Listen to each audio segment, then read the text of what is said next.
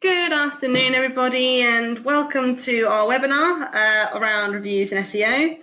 So we're here to tell you why we believe that reviews are probably the best kept SEO secret and why review platforms such as Trustpilot are really important to implement for your products and brands. Now I'm just going to introduce you to us so you know who we are. So my name is Virginia Gertz. I'm the Head of Digital Marketing here at Pull. So I've been studying SEO for over 7 years, and within my department we have services in PPC, SEO, paid social, organic social media management, copywriting, emails, reporting and analysis. I've worked in the education, recruitment, technology industries. So yeah, that's a bit about me. I'm going to pass over to my colleague here, Neil, who will also explain a bit more about who he is and who Trustpilot are. Oh, thank you, Virginia. Good afternoon. So my name is Neil Bayton. I head up the partnership teams here at Trustpilot. I've been working in e-commerce for around about 15 years. So I utilise partnerships to get into different verticals or different territories, typically working with digital agencies to help introduce Trustpilot to their clients. Trustpilot is a review community helping consumers make great buying decisions, and we also help businesses grow by engaging with their customers. So we've run this webinar already, and this is a re-recording. So if anybody would like to have a look at any questions that were submitted to us or any of our answers, you can actually go and follow us at the Pull Agency or at Trustpilot. And if you search by the hashtag Pull Webinar, you should see all the questions and responses from us. So please do have a look. And any questions you do have, please do tweet us, or you can send us an email. We'll have our contact details at the end of the webinar. So today, we're going to talk to you about how reviews impact consumers, how reviews impact site SERPs, review stars in Google and how that all works, plus bad reviews and review tips. First off, I'm just going to quickly let you know who we are at the Pull Agency. So we position ourselves as a brand agency, and what I mean by that is we actually have services here in-house for design, digital marketing and web development. But all three of these services all point towards the brand and building the brand online and offline. So I mean, to build a brand, you can't just have one element. You can't just use digital marketing only. You do have to use your design and your web development. So that's just a bit about us and kind of what we do. We're all about building your brand through different services that we offer. So I'm going to take you through some of the slides. So where do reviews fit in the purchase decision-making process? So we're going to look at a few stats and some research that we found that back up kind of how reviews help in the buyer's purchase. So you can see here that 90% of consumers read online reviews before visiting a business. Now they do this especially if they've never heard of that brand or product before and want to see who else has. If you think about your own behaviour, is there anyone who hasn't ever looked at a consumer review? I personally do all the time. And here we can see that 88% of consumers trust online reviews as much as personal recommendations. And the evidence is that people trust reviews if they are on a third-party site. It's important to nurture your reviews and encourage people to write them, good or bad, as 31% of people are more likely to spend with you after reading excellent reviews. I mean, how many people have ever written a review? If you think about it, how often do you write reviews? I myself write them all the time. And I'm sure, Neil, you must have written a few as well. I've written a few in my time, but I do read them. I always read them, and it does have an effect on my purchase decision. So exactly. And we can see here that the evidence is that consumers need some kind of endorsement prior to making a purchase. So, I mean, has any of you, if you think about your own kind of buying behaviour, have any of you ever bought from a site that you didn't know of or didn't have any reviews? Most likely not. And this is because the brand hasn't given you a level of trust that reviews can offer. So it's clear that consumers look for endorsement from reviews before making a purchase. But what we're going to do is dig a little deeper into how and why reviews impact search results. So I'm going to take you through this chart here. Now, I'm sure everybody on this webinar knows that Google has been continuously revising and updating their algorithm over time. Have panda, penguin, and possum, and there's more to come, I'm sure. The key driver behind these updates has been to weed out poor quality results that have gained good positions but don't, in Google's opinion, really deserve them. However, I think that sometimes it's useful to stand back and see the bigger picture over time. That we see something like this. Now you can see here that Google, back in the kind of earlier days, that used to be able to kind of use keywords and link kind of lots of links to drive your organic results. And over time, these become much easier to fake.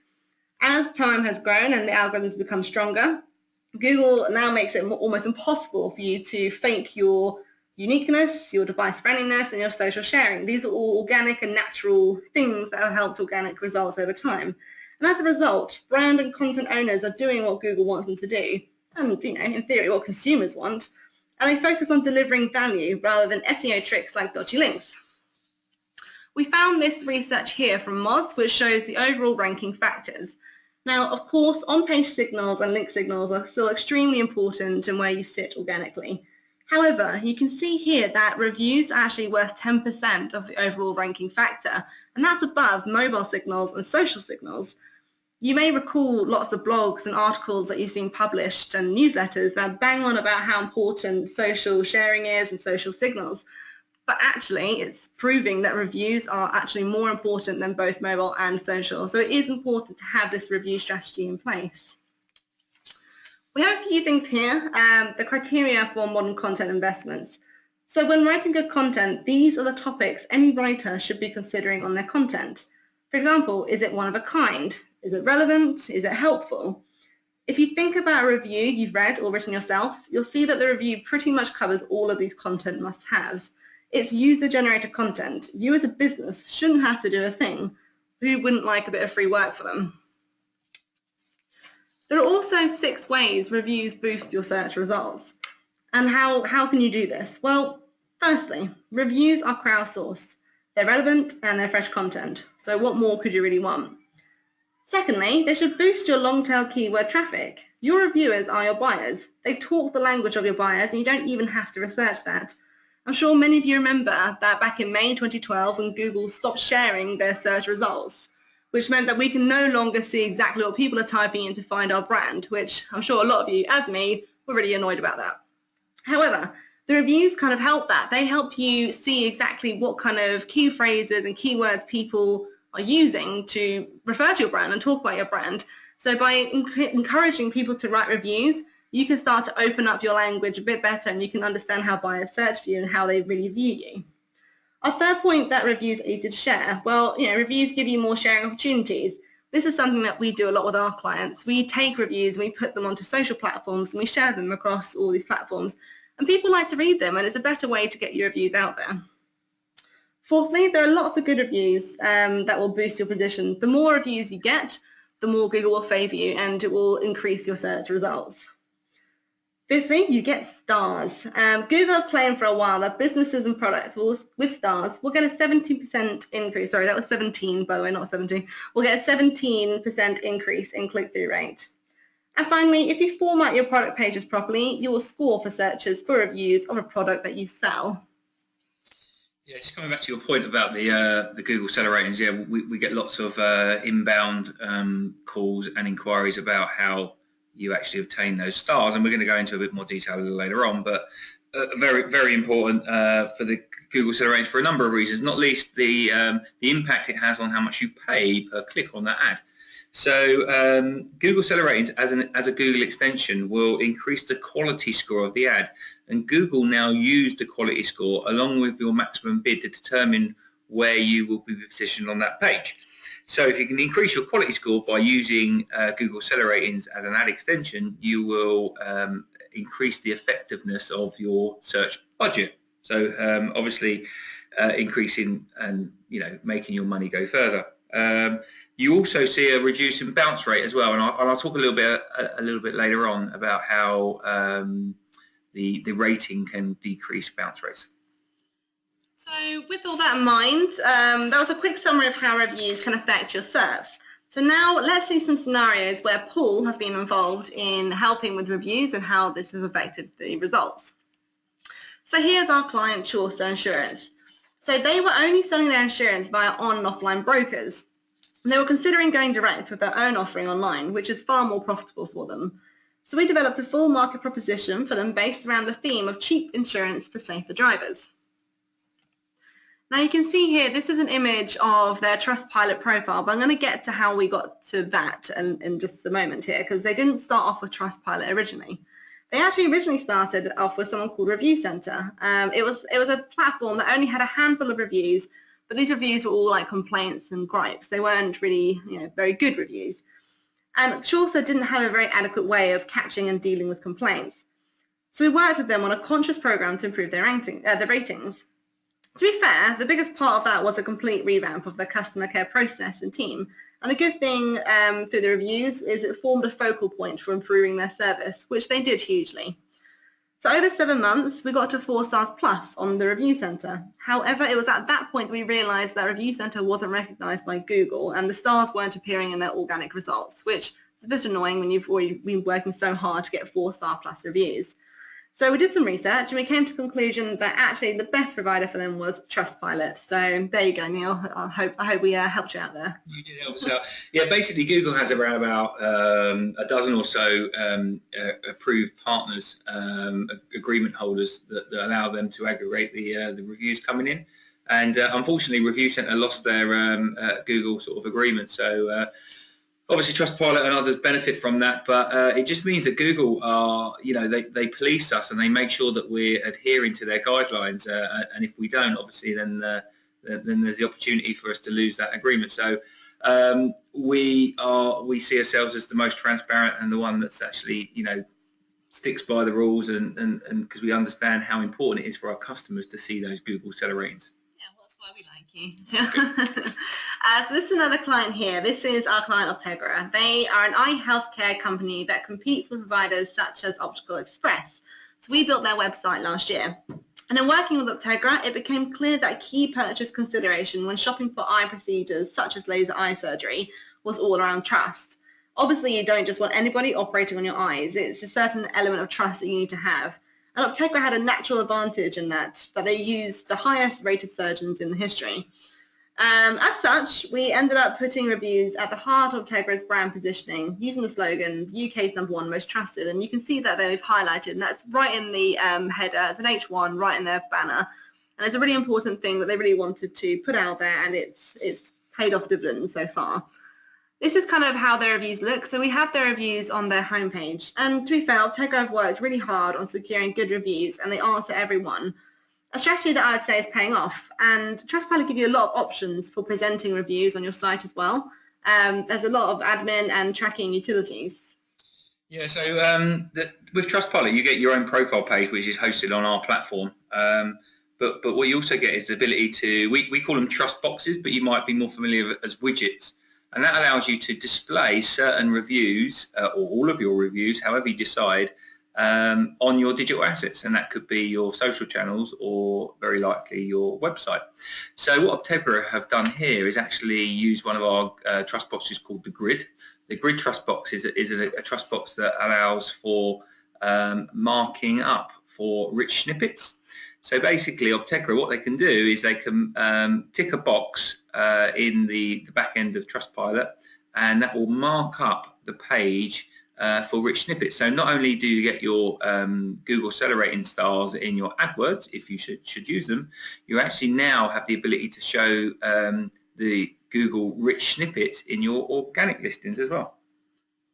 And then one final case study I want to show you is our latest client, Me2. We rebuilt their site, again a brand makeover, and their site launched the end of August in this year. And they are a really exciting new UK technology company that have a real-time polling app. So this site was launched, as I said, at the end of August, and we proposed using a review strategy in our pitch. And again, they went with Trustpilot, and they're already securing really good reviews. I mean, you can see here they're already at 4 stars, and they've only been going for about a couple of weeks now. So it's really good, and it's really paying off for them. So just to kind of wrap up that section there, we've looked at how reviews impact consumers and how they affect SERPs. And we've seen a few examples of our clients using reviews and on Trustpilot. So now we're going to take you through how the review stars work, and that's probably what you're all really interested in, is how to get the stars in your organic listings and in your paid ads. So I'll take you on a quick whirlwind tour. So let's start off with this one here. So the first thing I'd say is that Google has changed the way it shows stars for companies or brands. Nowadays, it rarely shows stars unless the word review is included in the search string, but sometimes it does. And that's the example we have here. So the search term is sofas, and we can see the box that I've highlighted at the bottom of this screenshot is SCS, and they are coming up with 4.5 stars. But however, Trustpilot own the review status. So if you click on the word ratings just next to it, you get sent to the Trustpilot reviews page. Another example here, and this is a more normal scenario of what you'll see nowadays, is the brand name plus the word review. So in this case, we have Halfords. So you can notice how Google picks up the stars from the Trustpilot page. So yeah, so how basically what happens is, look, we find that lots of people, the customer experience, it starts not on the website or not when they pick the phone up to you. It's actually done on Google or done on Trustpilot, or basically online. And typically people look for their reputation by putting in their domain name or brand search plus reviews or reputation or something similar. Because of the amount of traffic that Trustpilot get, then profile pages are very highly ranked because, again, of the user-generated content. And again, those pages have the rich snippets, so you're seeing those stars attached to your profile page. So not only can people look for your reputation on Trustpilot, they can see a synchronicity that they see, you know, Halfords.com, then they see, oh, okay, well, this is what their customers are talking about, Halfords. You know, it's much more transparent, so they take a lot more credence from the Trustpilot profile page, see if they're happy, and then click through to your domain. Yeah, and I just want to show you a few examples of how it works with paid search as well. So you'll see here an example from Sofas and Stuff with their paid ad, and it has included their star ratings and reviews. So there's a few things you need to be aware of with the stars and on paid search. Google don't make it easy. You have to have at least 150 reviews in the last 12 months. And that's been up from 30 in the last 12 months. You also need to be linked to an approved review site to make sure your stars get shown, which, for example, is Trustpilot.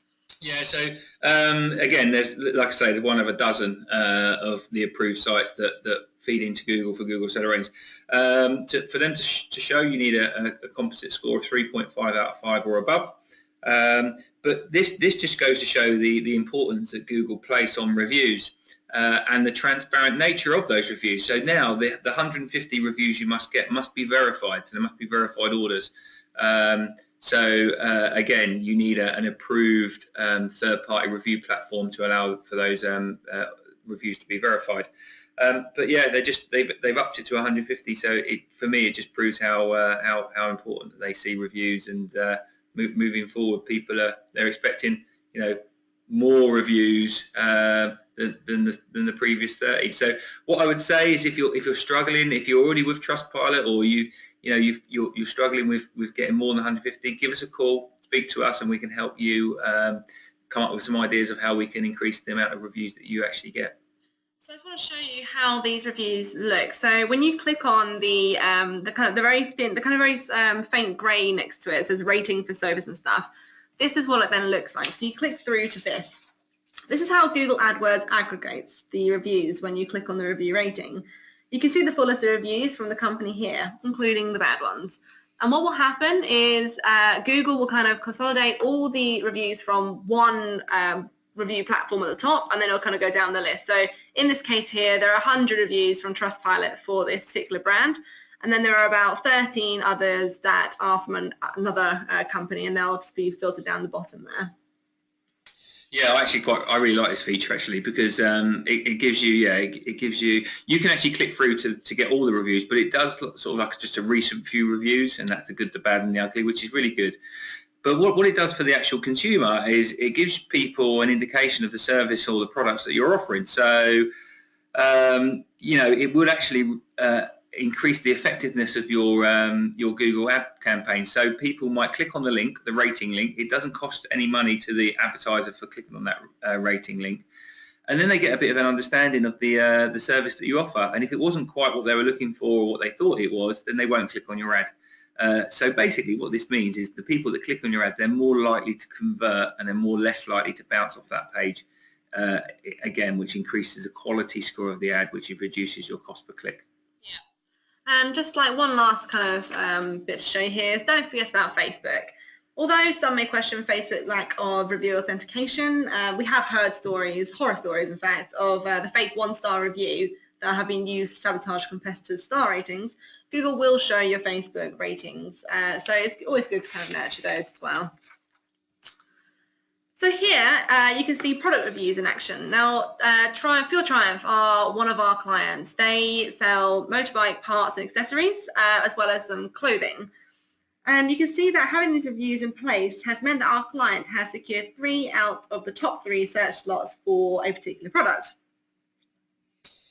Yeah, the second set of stars I'd like to put your attention to. So this is basically the rich snippets that we're talking about. So a very visual buying signal to that particular product page, and that's done via our new SEO trust boxes. Again, you only need to have the one review. We do recommend that it's above the fold. So any review information, review data is above the fold. So when people are actually clicking on that link, they're expecting to see the authentic review content. Our new SEO trust boxes allow you to mark up the pages by just clicking a tick box. So very, very easy to do. And you can import existing product reviews into those as well. So the more reviews you have, the better, obviously, but it does only mean you need one review before you can actually start marking your page up for rich snippets. So that just shows you how we have the stars for a product in kind of organic results. But what about in paid? Now this example here is for the paid shopping channel. So to get the star ratings appearing on your shopping campaign, your product must have at least 3 product reviews before you can actually put the stars on your products and to display them. However, in addition to that, you as a merchant must also have 50 reviews in total across all products in order to participate in the program. So it's quite tricky and they do make it quite difficult, but it's definitely worth having. So we've touched a bit on rich snippets in previous slides, but we just wanted to give you a quick overview on them now. So these are crucial on your organic rankings and to help boost your star review ratings. So why use them? Well, to increase your organic traffic, obviously, to differentiate you from the competition, and to help search engines understand what your site and content is about. You'll see here there's also something called a featured snippet, which is this larger box at the top. So featured snippets are when searchers search a direct question, and a web page has answered this. To get Google to pull up your web page comes down to 4 simple steps. Now these are, you need to identify the question on your landing page. You need to provide a clear and direct answer to this question. You need to offer value-added information beyond the answer, and that one's really important, and I'll come back to that one. You also need to make it easy for your users and Google to find it. So for example, share it on Google Plus or social sites, maybe fetch it through the Search Console. These will all help. A lot of people argue that by providing the answer to a question on Google through a featured snippet will mean that your website will not benefit in traffic increases because in theory you're answering the question right there on Google. Why would they then need to click through? But studies have shown from Search Engine Land that having the featured snippet has actually increased traffic, providing you are offering value-added information beyond the answer. So this, for example, in the case of this kind of recipe for a lemon meringue pie, they have obviously shown how to make the lemon meringue pie, but then they might say there's a few extra hints and tips to make it even better, for example. So kind of to summarize everything, this table here shows you exactly what the difference is between the seller ratings and the product reviews. It's quite difficult to understand the difference from all the pages that Google has out there, so we kind of put into this nice little table for you. So feel free to download this and print it out and study it in more detail. And any questions you have, please do tweet us at the Quill Agency or give us an email. We can go through this in more detail for you. So in conclusion, I just want to share a few things with you. We've now shared all the secrets behind reviews and how they affect SEO. So hopefully you've taken away some good insights and learnings. I just want to go through a few tips about the review strategy and how this can help you further. So the first one is bad reviews. We haven't really spoken too much about bad reviews, so let's kind of quickly cover this now. Now, bad reviews aren't as bad as you think they are. The negative reviews are the ones that are most sought out and read. And by what I mean by this is people who are actually looking for a bad review are the ones that are very close to purchasing that product. If you think about your own buying behavior, if there's something you want to buy, you'll probably go out actively looking for a bad review about that product just to see what people have said out there. Either like it doesn't work properly or it's been hard to install, whatever it is. But those people are the ones that are actually wanting to buy that. And I can reflect that in my own kind of buying behavior. There was a dishwasher I wanted to buy, and I went looking for it for all the bad reviews first to see what people have said. But I was adamant I was going to buy that dishwasher, but I just wanted to check out the reviews first. And consumers don't trust brands with no negative reviews. So you need to kind of point out what's rubbish about your product or service, and then you need to then respond to it in a calm fashion and show people how you can respond to bad reviews. I mean, what about you, Neil? Do you ever search for bad reviews? It's the only reviews I search for. So I don't know what that says about me, but I always look out for the worst reviews and just see what the worst can happen. You know, sometimes it's like what's bad for something else might be good for you. You know, or it's like, okay, well, oh crikey, it was the wrong shade of purple. You know, is that really going to bother me? It's not necessarily a problem for me. So yeah, always look at the bad reviews, but I'm always looking for a response. So very important. Here's a good example of we were working with Carphone Warehouse, and they were more reactive to the way that they used to deal with customer reviews. So Carphone Warehouse had a profile page on Trustpilot, as many brands do, and they were just waiting for their clients to come to Trustpilot to leave feedback. Now, typically what happens is you must find Trustpilot, then you have to log in and leave a review. You know, typically only the motivated people are actually doing that. And they're motivated by having a negative experience. So what Carphone Warehouse found was most of their reviews were negative.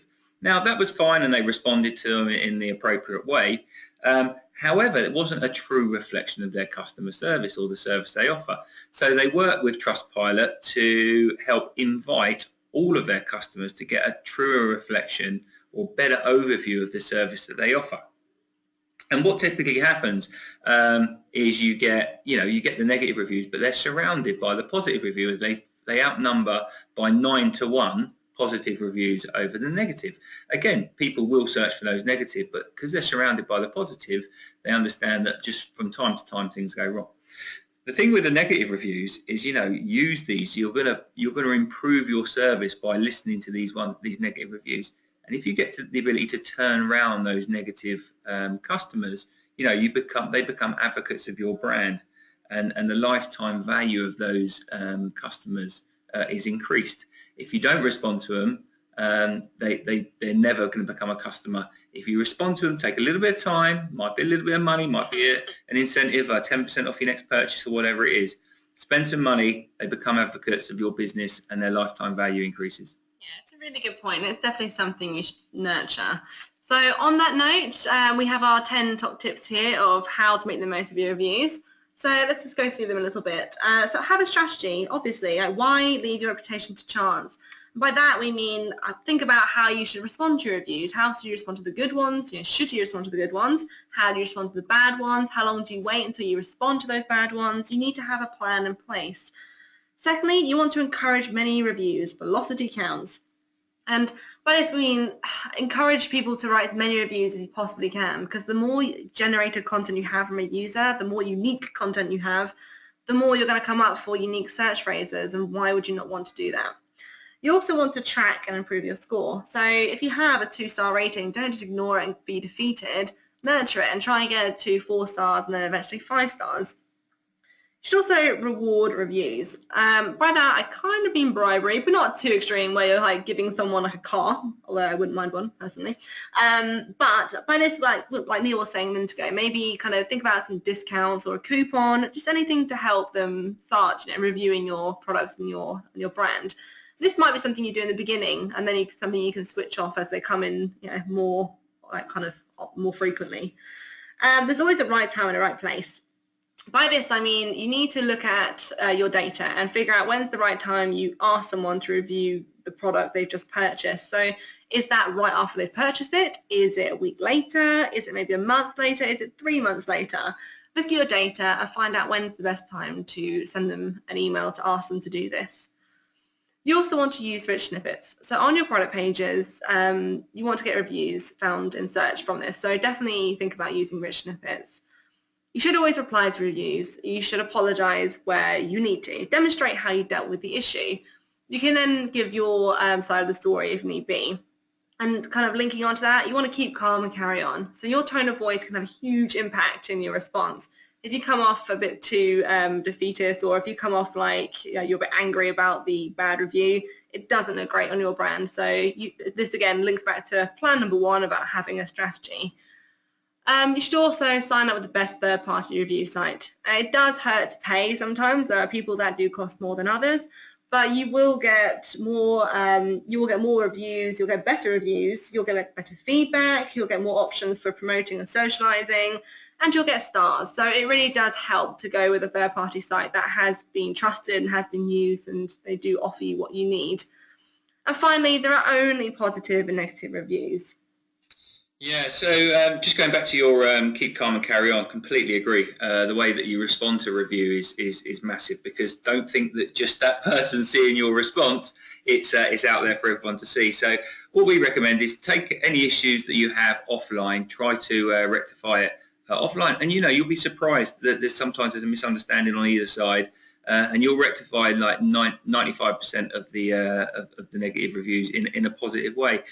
The reviewer then gets the ability to actually rescore you. So they might give you a 1 or 2 star in the first place, but after you've handled their inquiry or their complaint, it then can be turned into a 3 or 4. And as I mentioned earlier, they then become advocates. But also, it's a chance to improve. So the negative feedback is a chance for you as a brand to know where you're going wrong and where you can improve and grow. But what a better way to initiate a conversation with your clients, whether good or bad. It's nice to know what you're doing well, and you can expand on that. But it's also good to know where there's a challenge and you need to improve. Yeah, so that's kind of it for now. So in conclusion, I just want to give you 3 key takeaways from this. So firstly, consumers do pay attention to reviews. They listen to them and they trust them. So it's really important to have this strategy in place.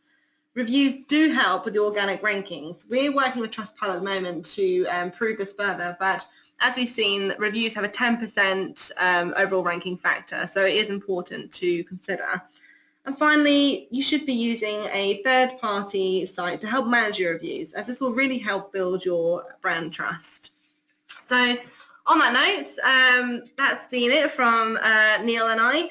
If you have any other questions, our emails are just below our pictures there. We've got our phone numbers, and you can tweet us at the Pull Agency or at Trustpilot Neil. Anything else, please do get in contact, and we hope you enjoyed this. So thank you very much, everyone. Thank you. Bye. Bye.